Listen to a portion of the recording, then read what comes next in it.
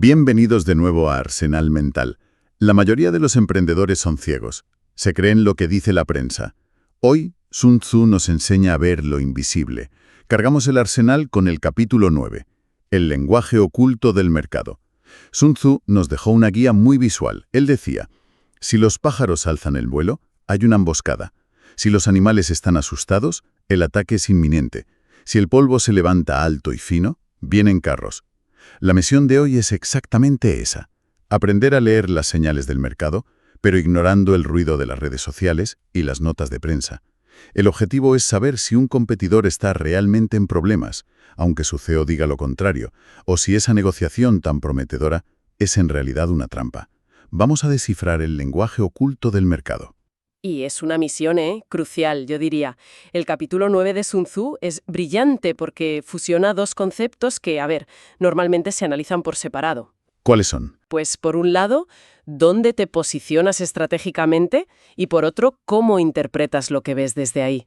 Es que tener una gran posición sin saber leer las señales es como tener el mejor puesto de vigilancia del mundo y ser ciego. Claro. Y al revés, ser un gran observador desde un mal lugar no te sirve de nada, no te permite actuar a tiempo. La ventaja real nace de esa sinergia entre dónde estás y qué ves. De acuerdo, empecemos por el dónde, por el posicionamiento.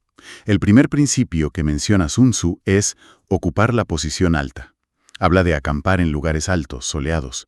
Llevado al siglo XXI, ¿estamos hablando de tener las oficinas más altas de la ciudad o algo así?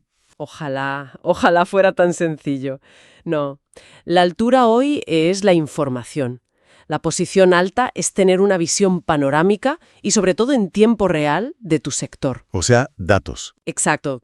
Significa poseer datos de calidad, métricas que de verdad importan, conocer las tendencias antes de que sean titulares.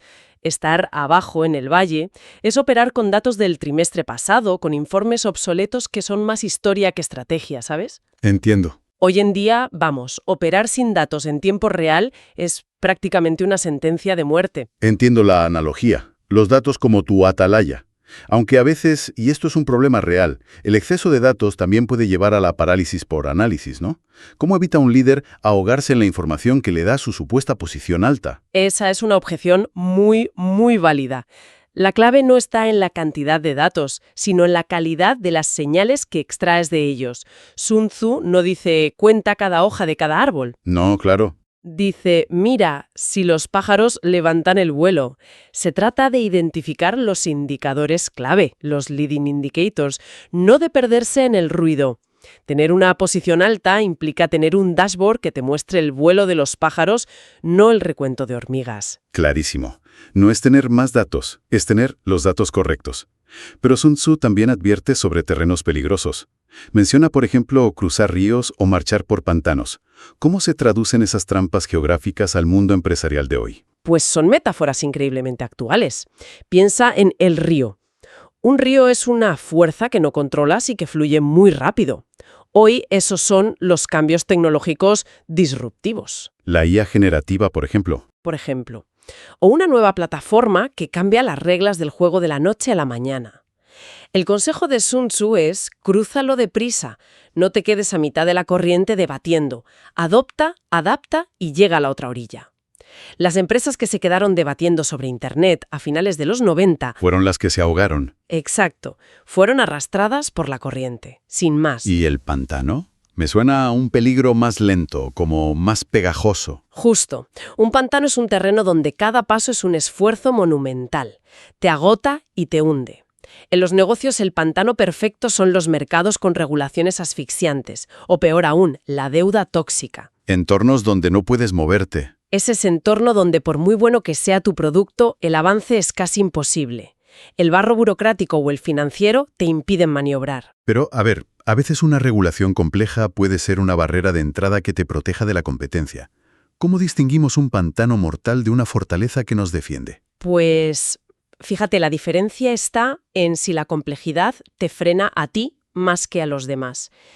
Si tú puedes navegar esa regulación de forma eficiente porque es tu especialidad, entonces es una fortaleza, es el foso de tu castillo. Entiendo. Pero si la regulación te impone unos costes y una lentitud que te hacen vulnerable a competidores más ágiles, entonces estás en un pantano. Y, como dice Sun Tzu, la única estrategia es salir de ahí cuanto antes. Vale, de acuerdo. El primer paso es elegir el terreno correcto, pero una vez que estás ahí, necesitas leer las señales del día a día. Aquí es donde entra esa idea de análisis forense que mencionabas, de mirar más allá de las palabras. Aquí es donde Sun Tzu se convierte en un auténtico detective de mercado. Hay una cita que para mí lo resume todo. Si los soldados se apoyan en sus lanzas, tienen hambre. Fíjate en la genialidad del detalle. Es muy visual. No dice si los soldados se quejan de que tienen hambre. Se enfoca en un acto involuntario, un signo de debilidad física que delata la verdad más allá de cualquier discurso oficial de sus generales. La traducción empresarial, entonces, parece bastante obvia. Si un competidor presume de un año récord en la prensa, Pero de repente cancela la suscripción de café de calidad en la oficina o empieza a pagar a sus proveedores a 90 días en lugar de a 30. o despide a personal junior muy productivo para ahorrarse sueldos pequeños. Exactamente. Esa empresa se apoya en su lanza. Está hambrienta de flujo de caja.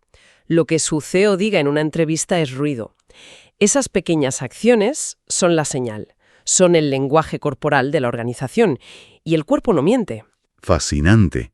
Para sistematizar este trabajo de detective, la fuente nos propone una herramienta, el checklist de observación y posicionamiento, que llama COP10.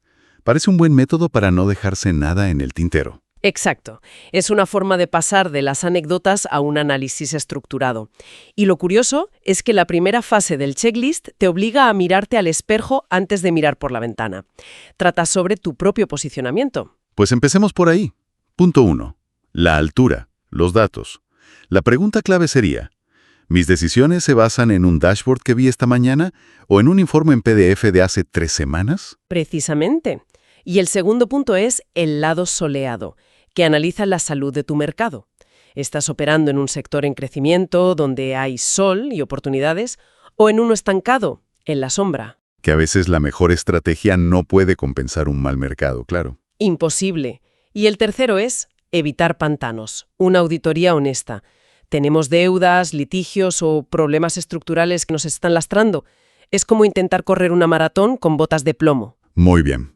Una vez que hemos hecho ese examen de conciencia y sabemos dónde estamos parados, pasamos a la fase 2, la lectura de señales, la inteligencia competitiva en estado puro. Ahora sí, ahora nos ponemos la gabardina de detective. El cuarto punto es uno de mis favoritos. Los pájaros, que se refiere a la fuga de talento.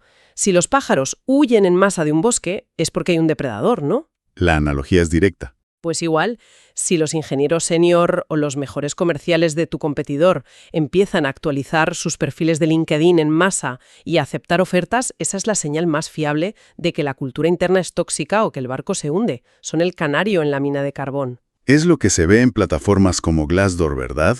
Cuando las reseñas anónimas de empleados empiezan a ser sistemáticamente negativas, es una hemorragia que precede al colapso. Esto me lleva al siguiente punto, el polvo, que la fuente asocia con el humo de marketing. Son dos caras de la misma moneda. Es una táctica de distracción de manual, un exceso de notas de prensa grandilocuentes, un bombardeo en redes sociales sobre futuras innovaciones que nunca llegan. Puro humo. Es levantar polvo, justamente, para que nadie se fije en que, mientras tanto, los pájaros están huyendo por la puerta de atrás. Hay que aprender a diferenciar el polvo de un avance real, del humo de una hoguera de vanidades. El sexto punto es especialmente sutil, el lenguaje del emisario. Habla de detectar la trampa en una negociación. Este es vital. Sun Tzu advierte, si hablan con humildad pero aumentan sus preparativos, avanzarán. Me recuerda a esas negociaciones donde un potencial socio te dice sí a todo en la sala, con una sonrisa. Y luego el contrato es otra historia. Pero el borrador del contrato que te envían sus abogados es una carnicería legal, lleno de cláusulas abusivas. La amabilidad en persona es la cortina de humo. Los preparativos son las cláusulas del contrato. No están negociando, están preparando un ataque. ¡Qué bueno!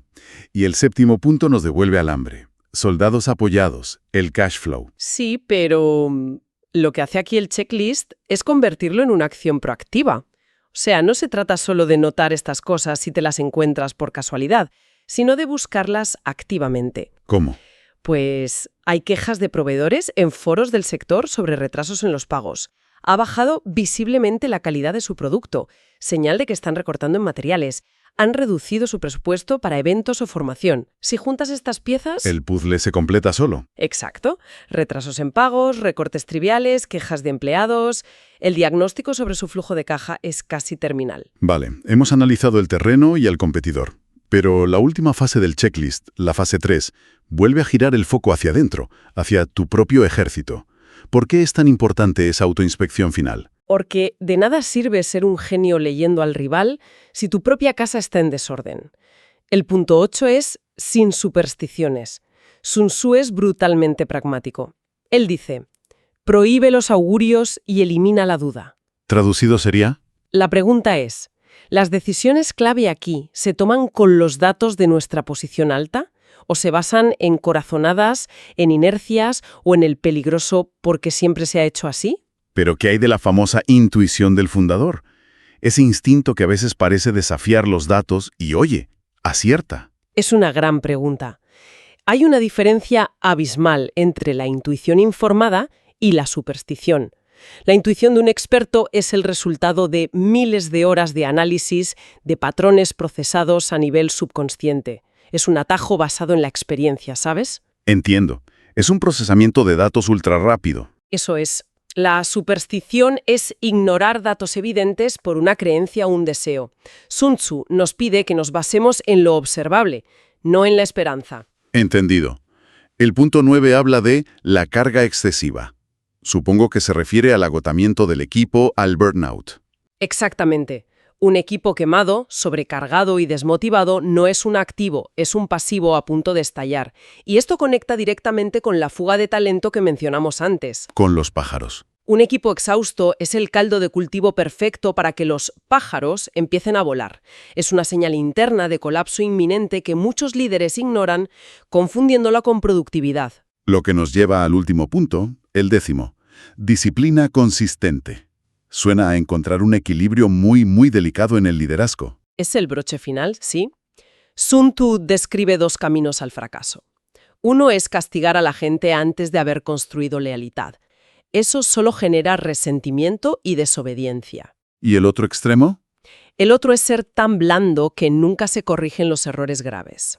Y eso crea un equipo complaciente e ineficaz. El liderazgo real está en ese equilibrio. ¿Y cómo se consigue? Ganando la confianza a través del ejemplo y el respeto, y luego, solo entonces, aplicar la disciplina de forma justa y predecible. Un equipo que confía en su líder aceptará la disciplina. Un equipo que no, la verá como tiranía. Amigos, el mercado siempre habla, pero rara vez usa palabras. Habla a través de las renuncias de los directivos. Habla a través de los descuentos desesperados a fin de mes. Habla a través de los cambios legales sutiles. Deja de escuchar lo que dicen. Empieza a mirar lo que hacen. Si ves a los pájaros volar, no es casualidad. Hay un depredador. Si ves polvo, no es viento, es un ataque. Imprime el COP10. Conviértete en un lector de señales. Porque en la guerra y en los negocios, lo que no ves es lo que te mata. Nos vemos en el próximo episodio.